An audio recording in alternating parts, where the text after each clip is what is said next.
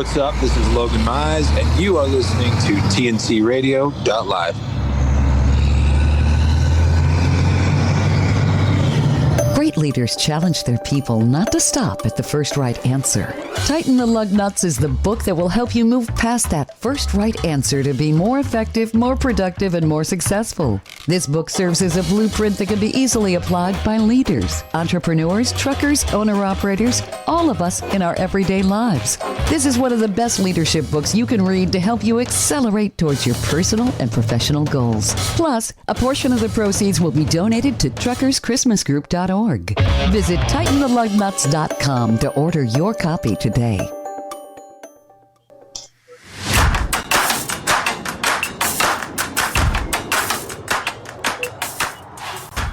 Well, here we go. Good evening, everybody. This is Ivan Anderson, along with my good friend JB for Clutch Time Sports. JB, how you doing tonight? I'm doing well. I'm getting ready to be geared up and heading out to the part of the woods where you're at this evening. Yes, tomorrow. You are. Yeah, I'm in Minnesota, man. Minneapolis, just outside. I'm in an area called Eden Prairie, Minnesota, and I have been having a lot of fun doing a lot of work, but I've also had an enjoyment day yesterday. I was out on a giant lake called Lake Minnetonka. It's probably one of the biggest lakes that I've been on as far as I think it's kind of an inland lake. But well, I hear there's like 10,000 of them out there. Well, there is, but this lake is really cool because the lakes where all the athletes are on. So you've got the Wild players, you've got the Timberwolves players, you have the Vikings. I mean, it's pretty cool when you're on a situation like this. But it's been nice weather, so when you fly in, you're going to be able to go and enjoy the Twinkies, have some fun, enjoy yourself. The irony is that you're out there, and we didn't know each other were going to be out there during this week at one point, and just figured that out on some random happenstance last week, and the fact that you've been out there since what, Sunday or Saturday? Since Sunday. Well, technically, let's say Monday morning because my flight got delayed and I didn't get into like 2 a.m. But I've enjoyed it, and I love the Midwest as it is when it's the summertime. If it was like this all the time, I don't think any Midwestern would ever leave. But that little thing called winter comes along and you go, why am I Especially here? There in the Minneapolis, St. Paul greater metro area where you're at and where I will be at. It's good to be there in August. Don't talk to us when we're there in February. Exactly. No thanks. Now I know why flights are super cheap to come into Minneapolis in February. Yeah. Hey, average temperature, -10, -15. Yeah, no thanks. I'll pay my $6 a gallon in gas here in California for my 75-degree February afternoon. Thank you very much. Oh, my goodness. Well, JB, it is another wonderful day, and we have talked about the AFC, previewed the AFC last week, and we said that, keeping with our word, we preview the NFC this week. So let's get right into it. We're going to start off with the NFC East, and the first team up on the board is the Dallas Cowboys, who finished with a 12-5 record last year, and unfortunately, they don't have a lot of weapons, JB. What do you got to say about the I mean, with regards to how things look in their own division, I say they have enough weapons. It's just a matter of, it's the same song and dance for a lot of teams, obviously. You got to stay healthy. You got to have a good offensive line. You got to stay healthy. And while the Cowboys did lose Amari Cooper to the Cleveland Browns, they still have a bunch of different weapons there. I mean, obviously they've got Dak Prescott, who's coming off of a full year of recovery and had a full year under his belt back in the saddle at QB. But they've got Ezekiel Elliott, Tony Pollard is a good 1-2 punch at running back. They still got CeeDee Lamb at wide receiver. They've got plenty of weapons to go from. But when you lose in the first round of the playoffs like they did to the 49ers of all teams, not because the 49ers are bad or anything, but they've been a long-time rival of the Cowboys. Right. That's going to stick in their craw this whole offseason, and especially when you come off of a 12-5 record and lose at home in the playoffs, they're going to be fired up to try to get back there again and be even better than they were last year. Yeah, they are. But do you think they'll do better at 12-5? I mean, look at some of the players they lost. I think that's certainly the record they ought to aim for. And I know you and I kind of have a list that we're working off of, but if you go down to the Philadelphia Eagles, who were 9-8 last year, they have reloaded and they got another stud wide receiver as A.J. Brown comes from the Tennessee Titans to go alongside second-year guy Devontae Smith. And you got Jalen Hurts who's going to have another year under his belt as well. There are a lot of people that think that they are the sexy pick in this division to be better than Dallas. So I think the Cowboys need to be, close to that 12-5 record again, because I can't see the Eagles with less than double-digit wins this year. I don't know. My money is that Jalen Hurts has a better year than he did last year. I thought he was very poised last year. I mean, you've got a great wide receiver, Devontae Smith, and let's remember how long these guys have been together. These guys started off at Bama together. There's only been really a solid year, I would say, that he's not played with Jalen Hurts. Remember, Jalen Hurts transferred out, wound up going to, I believe it was the Sooners, and finished his senior year there. So I think that combination is going to be deadly. I think A.J. Brown is going to be a good situation with it. I think Philly does a better job than Dallas. And let's be honest, I hate Dallas. I'm a Pittsburgh Steelers fan. That you already know how I feel about Dallas. And it's not personal. It's just they're the Dallas Cowboys and we're the Pittsburgh Steelers. Bottom line. Well, I'm in that same bandwagon being a Niner fan, but I think if the Eagles are to be better than Dallas this year, they've got to be better defensively. And they brought in a guy, Hassan Reddick, who's had 23.5 sacks total in the last 2 years. And for whatever reason is on his third team in 3 years. And if they can put more pressure on the quarterback defensively, that's going to be a ginormous step in the right direction. And Ivan, if you look at the rest of the division, the Washington Commanders, boy, does that just roll off the tongue, so beautifully. Gone are the Redskins and the Washington football team, but now the Washington Commanders. So they were 7-10 last year. Of course, didn't make the playoffs, but Ryan Fitzpatrick finally retired, and they brought in Carson Wentz from the Colts and previously the Eagles, where he was a Super Bowl winner. It's going to be a challenge for them. They gave Terry McLaurin, their big stud wide receiver, an extension. And he's probably the best wide receiver that Wentz has ever had. But they've got Chase Young, the former defensive rookie of the year, who's already going to miss the first 4 games of the year. That was just announced this week after missing 8 games last year with an ACL tear. So, boy, I would find it hard to believe that Washington's going to be better than the 7-10 record that they had last year. Well, they have poor ownership. I'm sorry. When I think of this team, I think of very bad ownership, and that just kind of parlays into the Giants for me. Another team, the New York Giants, at 4-13, and there again for me, it starts off with ownership, and it is absolutely abysmal in New York when it comes to ownership of that team. Yeah, and they're going to have Daniel Jones, who was declined his 5th-year option for 2023. So it's a make or break year for him to see if he could stay on as the quarterback of the Giants. But from what I hear, Saquon Barkley, who's been really up and down with injuries the last couple of years, is looking very healthy. And boy, if they have him healthy, that would be a huge help for Jones. Again, they got hit by the injury bug already. Kayvon Thibodeau, their number 7 draft pick, or excuse me, not their number 7 draft pick, their number 5 draft pick, has already been hurt and is going to be out at least the first couple of games of the year. So, Giants are going to be hurting to really, I think, even get out of the cellar of this division. I would have to agree with you on that. I just think that when it comes down to making decisions in the quarterback position and making a second decision in the running back game, I just don't think they just don't have it. It's like they're like the Browns to me.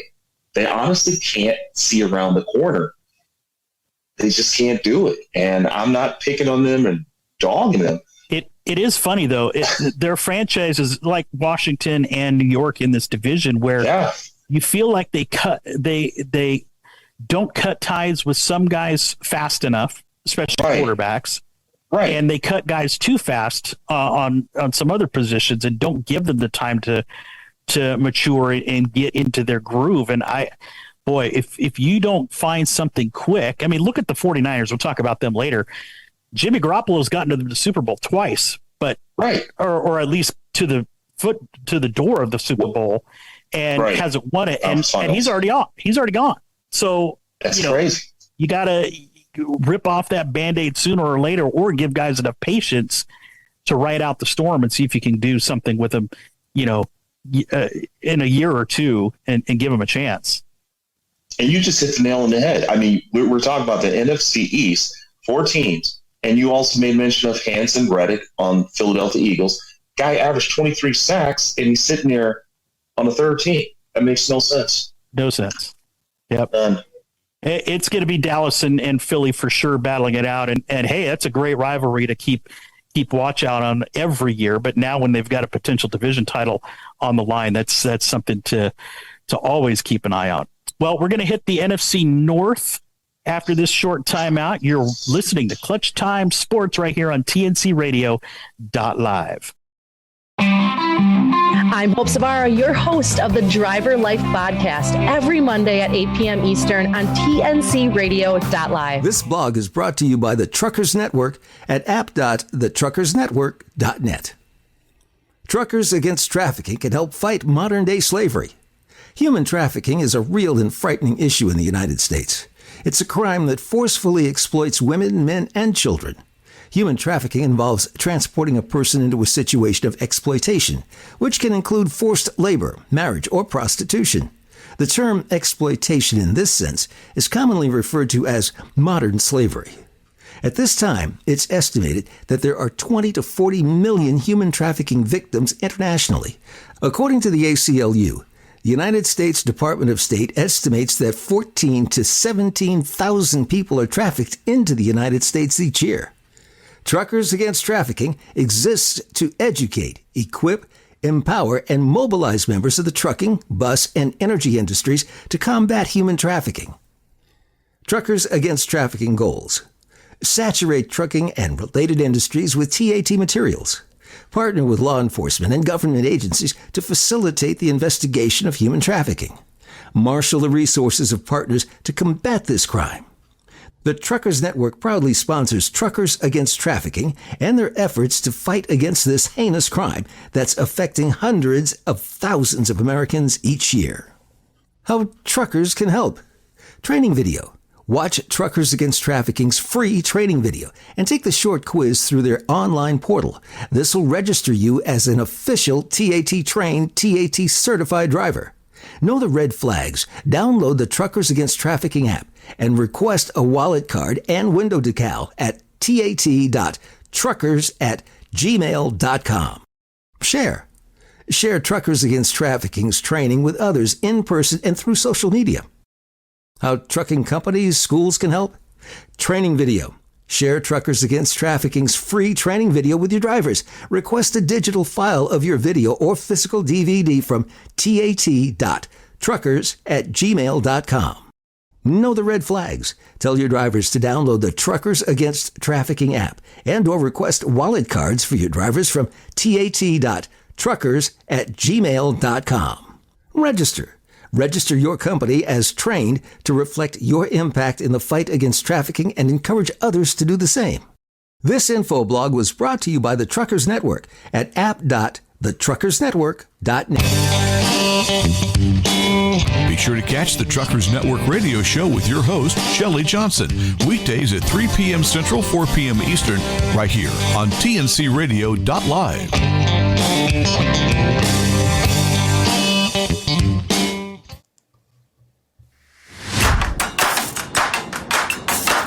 Welcome back, everybody. Clutch Time Sports here on TNCRadio.LIVE. Don't forget to hit us up on Twitter and Instagram at Clutch Time TNC.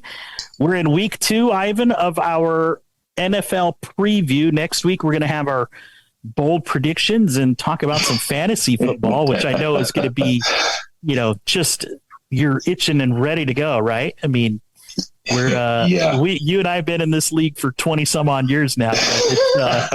It's still fun. It's if nothing else, it's a great mechanism to keep in touch with guys and friends that otherwise we may not see until fantasy football season. So anyway, we just got done previewing the NFC East. Let's head to the frozen tundra of Lambeau Field. Or we could even start in Minneapolis because that's where you're at and where I will be tomorrow. But the Packers, of course, are always seemingly the toast of this NFC North. They were 13-4 last year.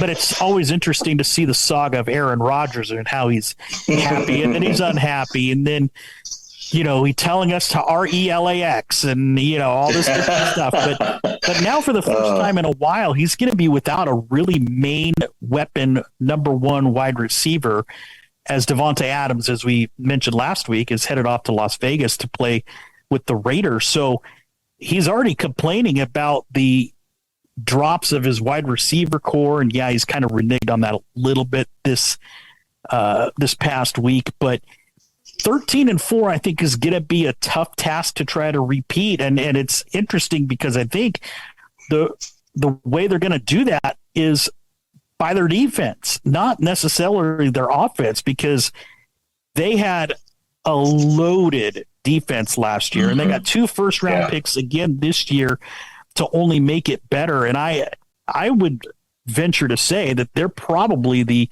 defensive record in the NFC to be right there at the top. You know what? They are, and I think you hit on the key point. Let's back up and talk about Aaron Rodgers really quick. There again, folks, I will never besmirch a player because I believe anybody who plays professional sports is worth their salt. It's incredibly hard to even get there. But Aaron Rodgers has a reputation for himself. Now, let's talk about a self-made reputation here.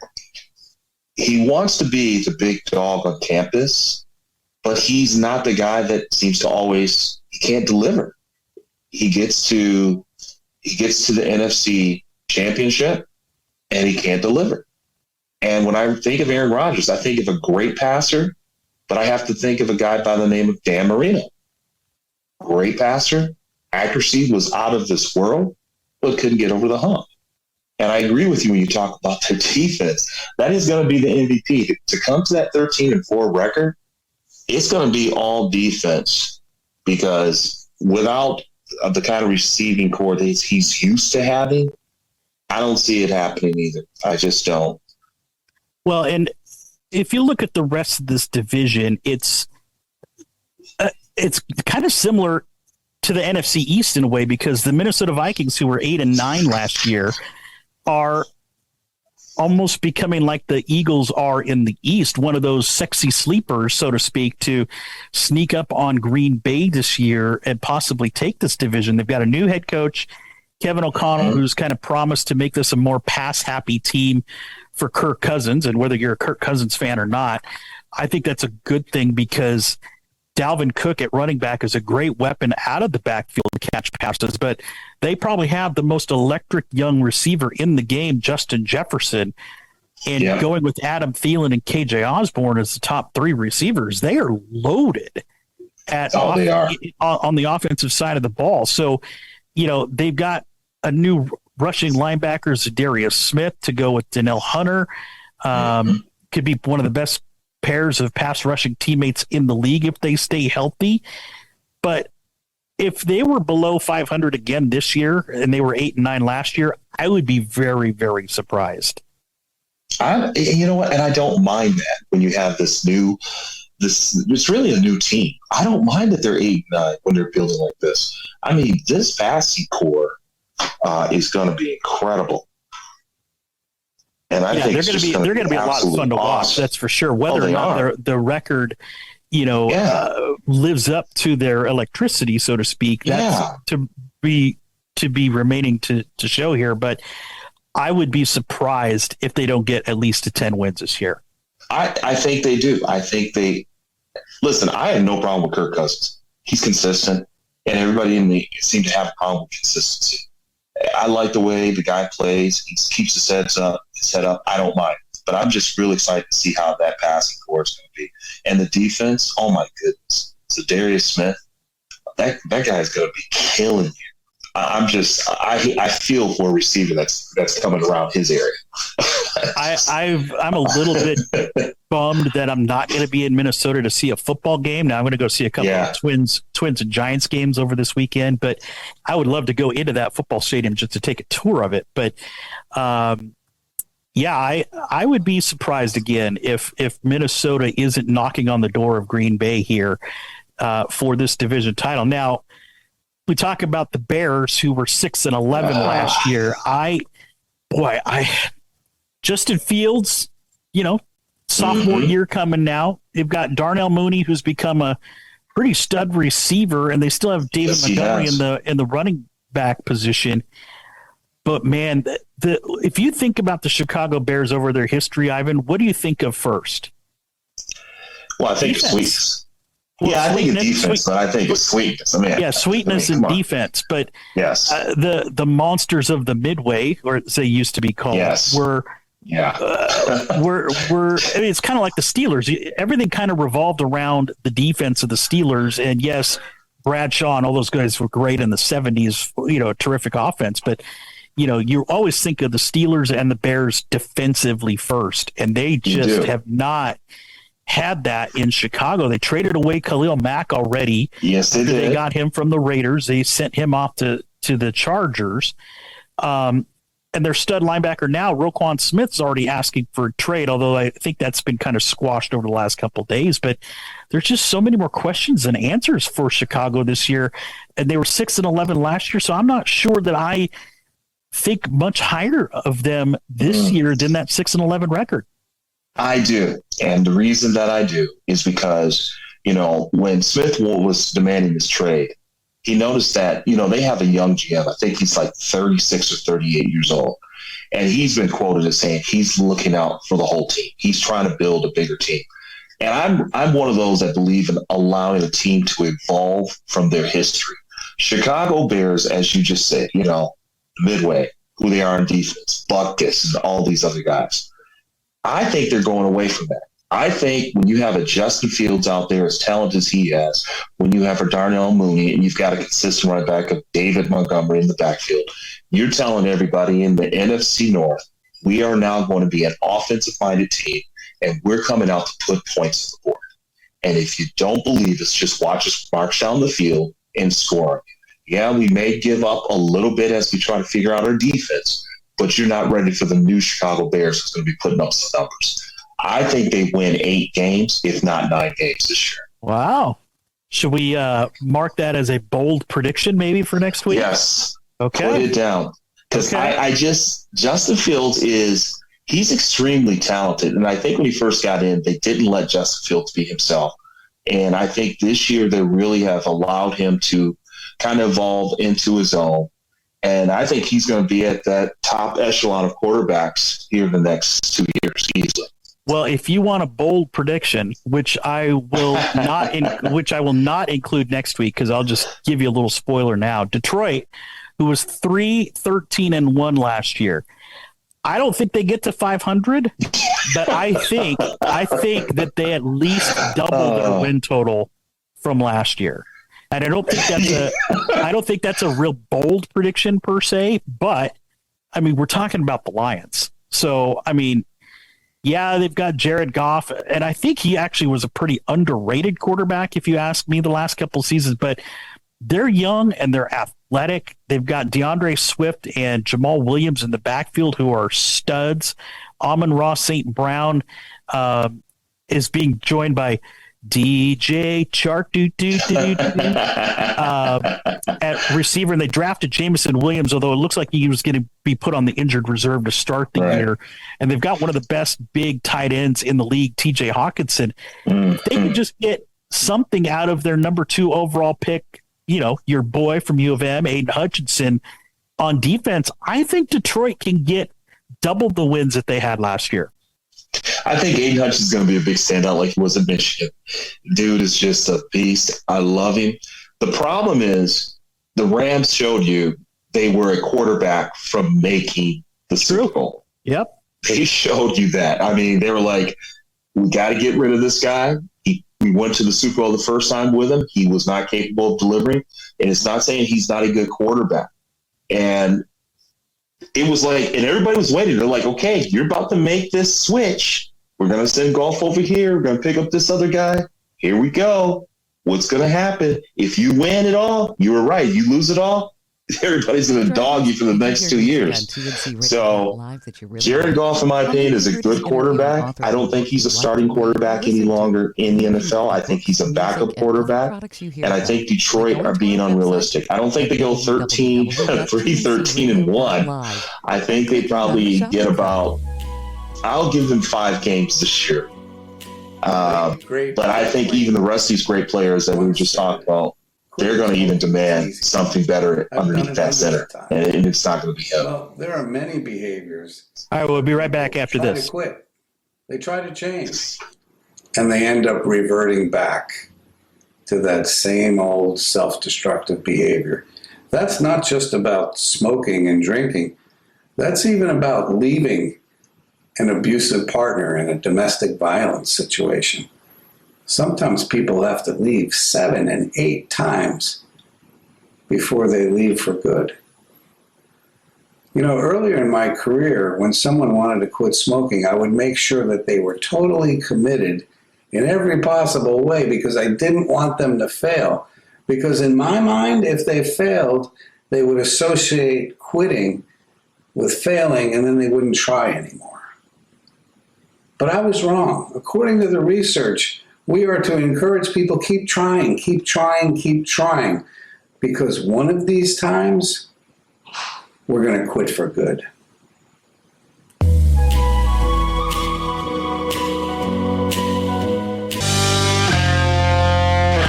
Catch Mind Your Trucking Business Thursday at 7 p.m. Eastern with James Rogers, Jamie Irvine, and Tom Kelly. They provide expert advice about starting, operating, and growing a professional trucking business. It's Mind Your Trucking Business on TNCRadio.LIVE.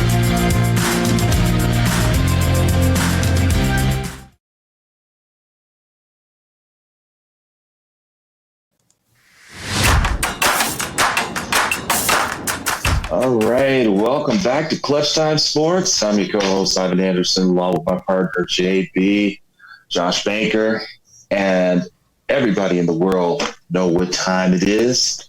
That's because in the last 4 years, we done won Trey Ray. Thank you, Mr. Anderson. We like to call this the Trey Rang segment here in our third segment of the show because we like to talk about 3 things that make us smile, make us laugh within the world of sports. But because we've got our NFL preview that we're going on, we're going to get through these a little faster than normal. But Ivan, let's put a smile on your face first. You ready for Rang number 1? Yes. So last week, Pittsburgh Steelers head coach Mike Tomlin was on his way to practice when he saw a group of young kids fighting in his path. So the 50-year-old head coach pulled over, got out of his car, and tried to break up the fight. When the kids realized who it was that was trying to break it up, of course, they stopped immediately. Now, Tomlin wasn't done. Afterwards, he invited all the kids who attended a local community center to come hang out at Steelers practice. The kids also got to meet star running back Najee Harris, and then the guys ran through ladder drills and other stuff on the field. So needless to say, no more fighting. Congrats, Mr. Mike Tomlin, making a difference with his local community. You like that? I love that. Love that.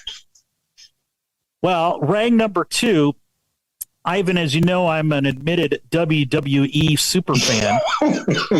while I am that, I've never actually really fallen in love with UFC, if you can believe it. And while that stance stays true, it's hard to ignore the shocker that happened Saturday night in Salt Lake City.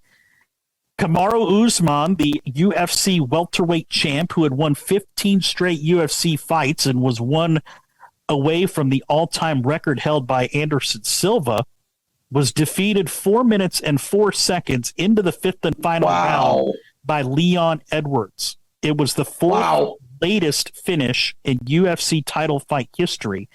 Now, Usman was considered the best pound-per-pound fighter in the world and was knocked out when Edwards landed a head kick for the win.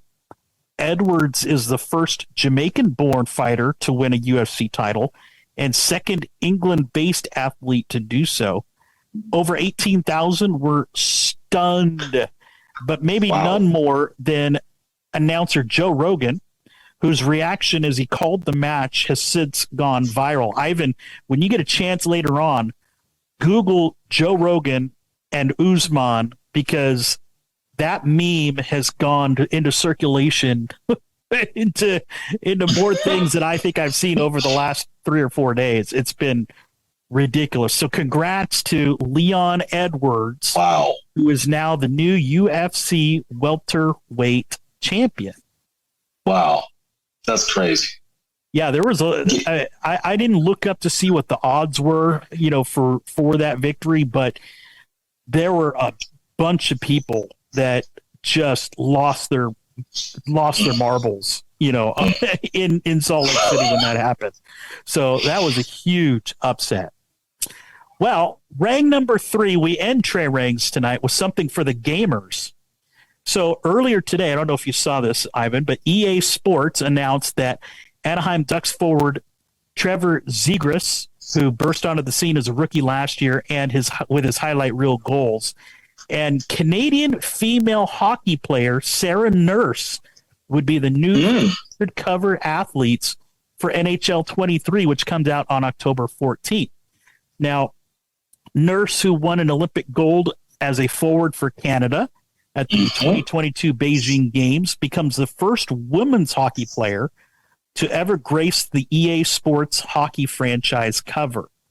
EA Sports added women's national team rosters to the game in last year's edition for the first time. So, of course, the timing only seemed right. Now, Zegras, who might be best known for lifting the puck from behind the goalie's net to pass it mid-air for an assist to a teammate, has often been touted for his, quote, video game moves.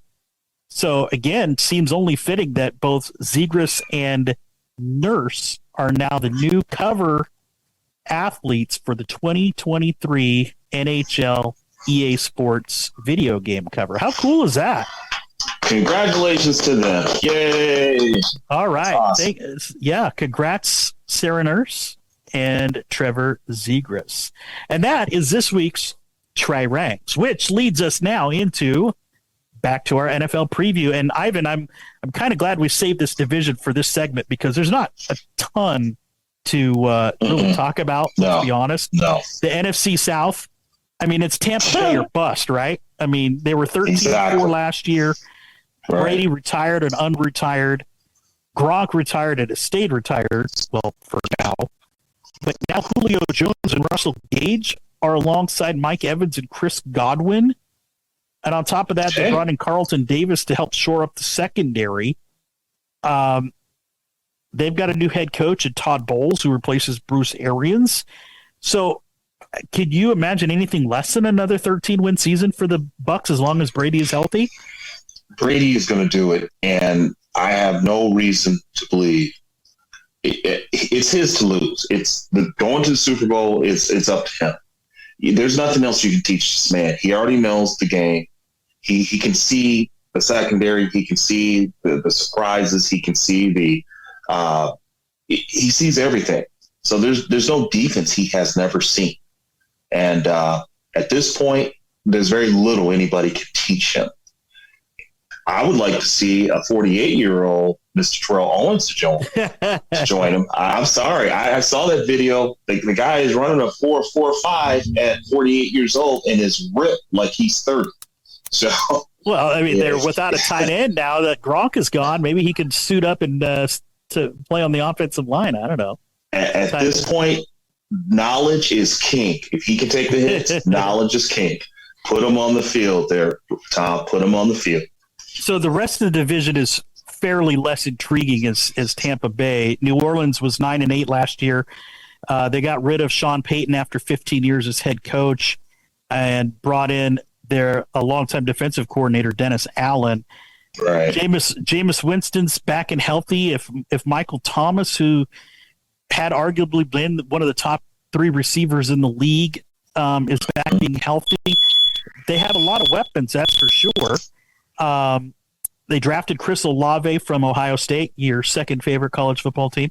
And the free agent Jarvis Landry was also brought over there. So you got Alvin Kamara and everything else going on with the Saints. I could see them winning 10 games if Winston stays healthy this year, but I don't know that they have any chance of dethroning Brady as long as he stays healthy. No, I don't. And if they put up 10 games, great for them. Jameis Winston is on his way to being a good quarterback, a consistent quarterback. But this franchise is in a rebuilding.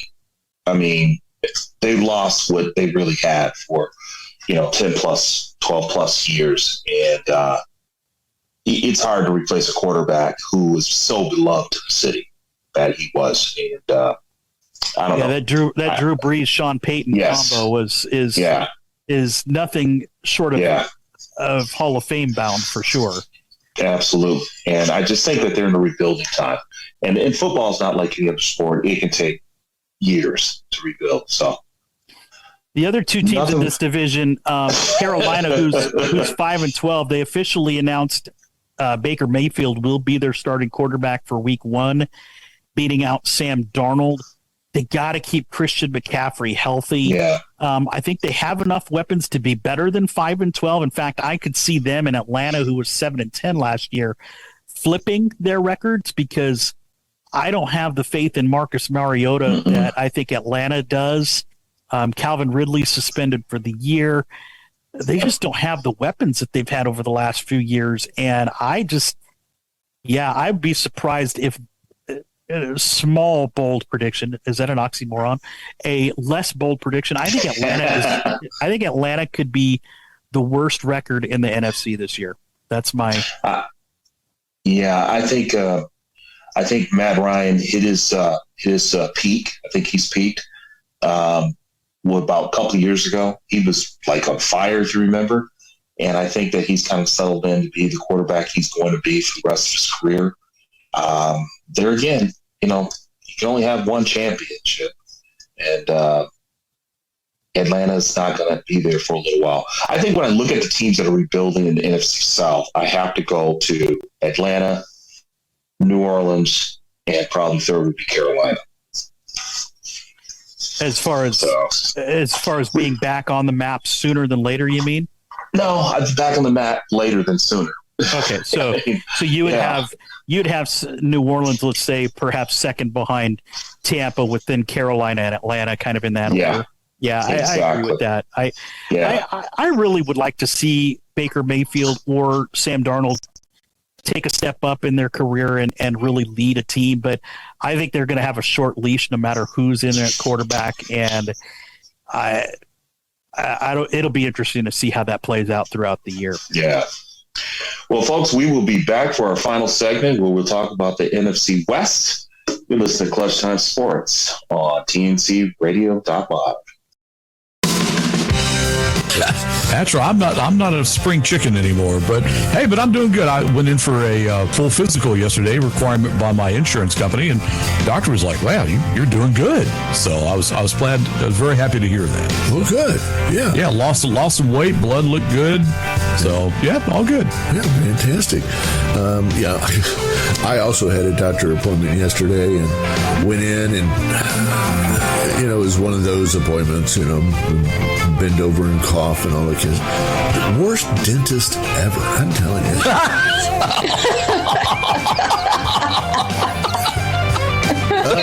Jamie, how are we looking out there on traffic? I think you had some updates for us while we were on break this week.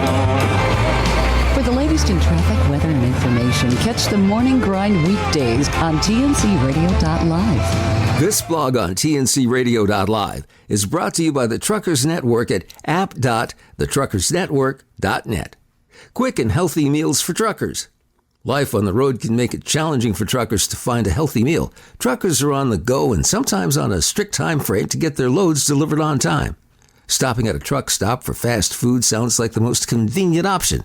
Although it may be more convenient, eating unhealthy gas station food can take a toll on one's health. Plus, it can be more expensive. Stopping at a grocery store and picking up healthy foods can benefit truckers in many ways. Eating healthy improves mood, health, and well-being. Consider investing in appliances like a cooler, slow cooker, lunchbox, or a microwave. This will make eating healthy on the road much easier. Breakfast. The most important meal of the day, especially for truckers. Eating a good breakfast helps keep your energy up. Oatmeal is a quick and easy healthy breakfast. You can make it in under 3 minutes, and it's easy to store in your cabin. Tip: adding some fresh fruits and nuts in your oatmeal can make it even more delicious. Yogurt makes a great breakfast. It's high in protein and can keep you full for a long time. Try adding some fruits, nuts, and honey. Toast and peanut butter. You'll need a toaster or a toaster oven for this one. Peanut butter contains high levels of protein, fiber, and healthy fats. It also gives you endless energy. Protein bars are the quickest breakfast option. It's safe to eat while driving. If you're in a hurry, protein bars will make a great breakfast. Lunch. It can be very tempting to pull over and stop at your favorite restaurant. Lunchtime's a great opportunity to make healthier choices. Some favorite healthy lunch meals are the bento box lunch with loads of healthy, clean foods. It's quick and easy, too. Burrito bowls are full of fresh veggies and just take 10 minutes to make. Ham sandwich, a classic, easy lunch. Chicken salad takes about 30 minutes to prepare, but it's well worth it. Serve it on lettuce or any type of bread you like. Dinner? This is where a slow cooker will definitely come in handy. Honey garlic chicken and veggies is the easiest one-pot recipe ever. Hardly takes any effort at all. Beef stew makes a great dinner. You can enjoy it all year round. Whole roasted chicken in your slow cooker's a recipe every trucker should try. It's delicious and can keep you fed for a couple of days. Ground beef and potatoes are amazing and will only take you about 15 minutes to prepare. This blog was brought to you by the Truckers Network at app.thetruckersnetwork.net. It's Landline Now, followed by Steve Summers' Overnight Drive every night on TNCRadio.LIVE starting at 11 p.m. Eastern and 10 p.m. Central.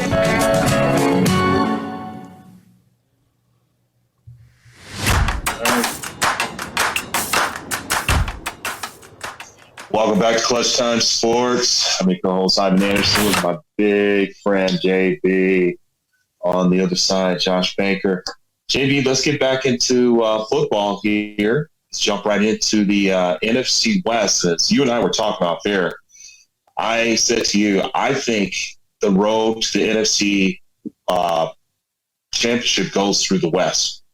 And in my opinion, I know we're talking about 4 teams, but I think it's 3 of the 4 teams. It's up for grabs for 3 of the 4 teams here.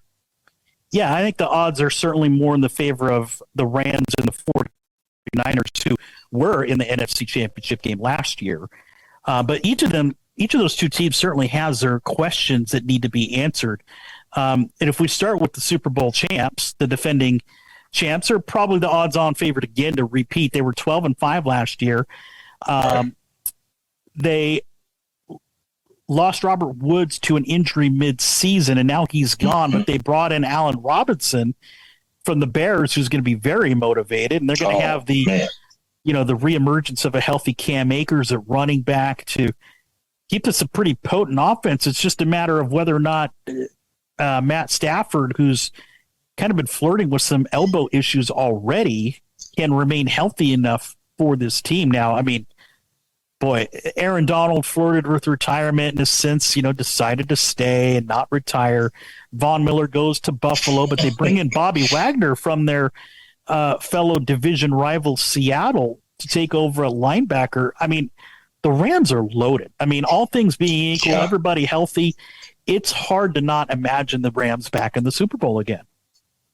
The only thing the Rams have that's going to hurt them is just history. And I'm not saying history on them. It is really hard to win back-to-back anything in professional sports. So the question is, do they have the desire, now that they've kind of quenched that thirst a little bit, is it really there to win another Super Bowl? And my odds are that the Rams are not going to win another Super Bowl, and it has nothing to do with all the talent on the field and the ability. I just think that when you go up so high, it takes a while to regroup yourself and come back. So I think they go kind of the same, 12-5, or they might go 11-6. But do they win a Super Bowl? No. Do they get to the conference final?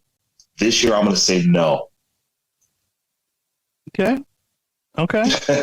No, there's no wrong or right answers here. I mean, there isn't. It's all prediction and prognostication, using my education there. But prognostication. Yeah, going into my Stephen A. Smith there. The Cardinals were 11-6 last year. They were the second place team in this division, but they got their butts whooped by the Rams in the playoffs last year, 34-11. Now they got Kyler Murray re-signed. He'll be going into his fourth year. And that re-signing was for his fifth-year option. But what's interesting is, how was that even a question in the first place? I mean, I understand not seeing a Super Bowl yet in Arizona, but at this point, we kind of talked about this with Washington and the Giants, Ivan, in the fact that you have a unique talent in Kyler Murray. You got to give him time. This is crazy. It shouldn't even be a discussion. But there again, this is where when we first started the show, we talked about the fact that there is no reporter out there that should be able to give their credence on what a player is worth. And he's one of the best quarterbacks, even by the numbers, in the NFL. And for you to even kind of hesitate like that, I thought it was very silly. But, if you go on, like you were talking about, wide receiver DeAndre Hopkins is going to be suspended for 6 games. That's not good, but it seems like they're going to recover a little bit. I mean, you gotta tread water for sure. And the problem is, you're in a division that is going to have a lot of big waves between the Rams, the Niners, and everybody else. So, I mean, Can they tread water long enough? That's a different story. They brought in Hollywood Brown from the Ravens, but they traded a first-round draft pick for him, which is pretty rare for the NFL. I think this whole season depends on how Cliff Kingsbury, their head coach, evolves in his fourth year as well. I mean, just like coaches and players, just like players, coaches got to evolve as well. And if they don't find a way to undo that embarrassment that they had in the playoffs last year, I don't know that Kingsbury lasts after the conclusion of the season. But to me, that was an embarrassment. Let's look at Matthew Stafford. Has had a long career in the NFL playing for, can I say the name? The Detroit Tigers. I mean, I hate to say Tigers and Lions. Maybe because I think that when I think of Detroit, the Tigers are putting up better numbers than the Lions ever will. But anyways, I digress. Matthew Stafford has been in the league for a very long time. Kyler Murray is not going to make those same mistakes last year. That was a learning experience. And this kid has shown that he can learn, and he learns quickly, and he learns on the fly. So I'm going to discard that as you just learned, you got there for the first time. Now you've seen it, you felt it, you know how to answer it. But let's talk about your 49ers. Let's talk about your 10-7 49ers, who, in my opinion, had a great quarterback in Jimmy G. I don't know what everybody is so angry. If you look at his numbers, I think his numbers are equal or better than Dak Prescott, and yet they get rid of him like getting rid of him is all of a sudden going to give them a Super Bowl. Well, it's interesting because you made a comparison earlier in the show with Jared Goff in Detroit and the Rams, and the Rams realizing that they were just a quarterback away from getting to that Super Bowl title that they thought that they were on the doorstep of getting to. Now, I'm not saying that Jimmy Garoppolo and Jared Goff are somewhat complementary of each other, but I think the 49ers are in that same camp where they see the upside of Trey Lance being higher than what Jimmy G has given them, because Jimmy G, as a Niner fan myself, we don't believe, at least I don't believe, and a lot of 49er fans are the same way, we just need Jimmy G to not lose the game for us. And if you're using that mentality as a quarterback position, that can't. Remember back in the early 2000s when Trent Dilfer won a Super Bowl for the Ravens. It wasn't because Trent Dilfer won the Super Bowl. It was because the defense did. But Dilfer was good enough and managed the team well enough to get them to that Super Bowl and become a winner. And they don't believe, at least this is the sentiment, because they've given the keys to Trey Lance, that Jimmy Garoppolo is that same sort of Trent Dilfer-ish type player. Well, let me say this real quick because we're short on time.